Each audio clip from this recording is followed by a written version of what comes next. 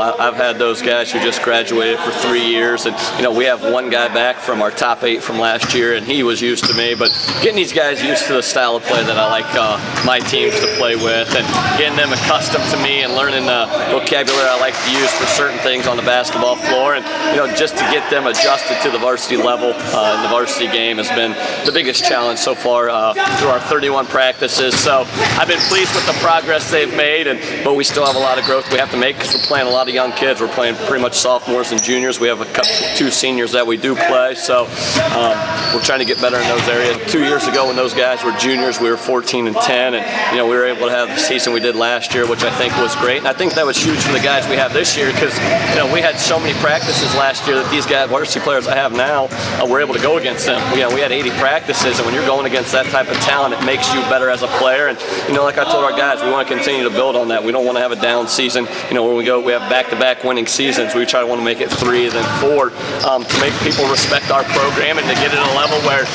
teams feel like it's going to be a challenge every time they play Lincolnview.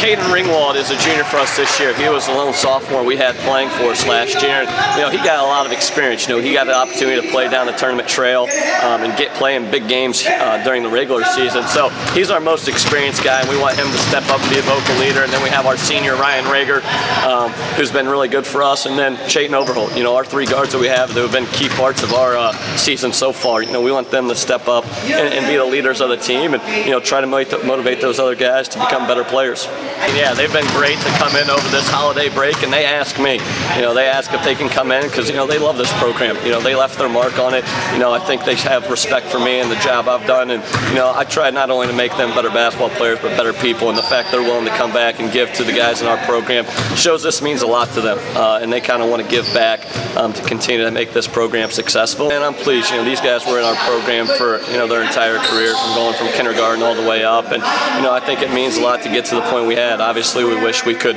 win the state tournament, but just getting to that point, when you think back on it, it's just amazing, and all the challenges and how the stars kind of had to align in order for us to get there. We lost 2 games all year, but you can look back through a lot of our conference games. I think 3 of our 4 of our conference games came down to the final shot, and thankful for us, we were able to find ways to win those games. But it was a battle through the 29 games we played, and we respect the guys what we did, and you got to give credit to Cornerstone for coming in and outplaying us in that game. But very, very pleased with the way we handled ourselves, and the maturity that those guys had last year, I think rubbed off on our guys so far this year. We're 1 and 3, and the only game we've been full strength was our first game of the year against Van Wert, and then we had a couple sicknesses, and another kid that had to have his wisdom teeth pulled out, and he was out for 2 games, and then we finally had him back for Spencerville. And Isaac Bowerstock, our other starting post player, didn't play against USV, and it was only about 50% against Continental.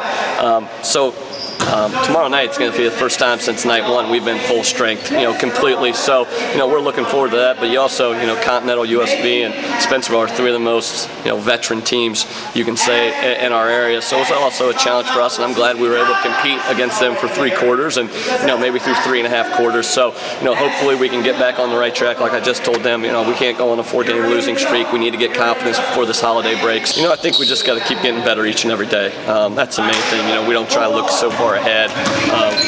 Our main goal is practice today, Fort Jennings game, and then practice, and then we got Kalida and Ottaville coming up. So, we want to take it one step at a time. Obviously, every team wants to compete for the conference, and, there's a lot of good teams in our conference. I think it's balanced. You have Allen East and Crestview, and obviously Spencerville, who have some talent, but a lot of our schools lost a lot, and, it's kind of up in the air for our district because teams can be really good on certain nights, and other nights you never know what's going to happen, and that's kind of how our season's been so far. But our goal is to try to win every single game and let the chips fall where they may when tournament time comes around.